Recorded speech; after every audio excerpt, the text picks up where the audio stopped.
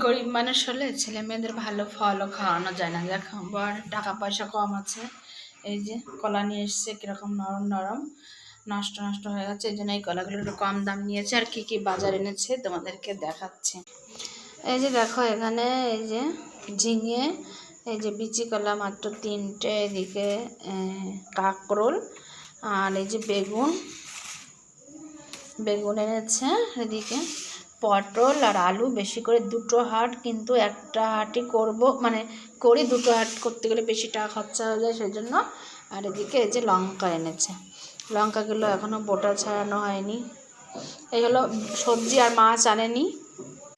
মাছ আনেনি কেননা টাকা পয়সা একদমই নেই, মানে কি বলবো, খুব টানাটানির মধ্যে দিয়ে যাচ্ছে। বাচ্চাদের একটু ভালো ফলও খাওয়াতে পারি না, এই সংসারের অবস্থা, গরিব বলে যা হয়, কিছু করার নেই, এইভাবে চলতে হবে।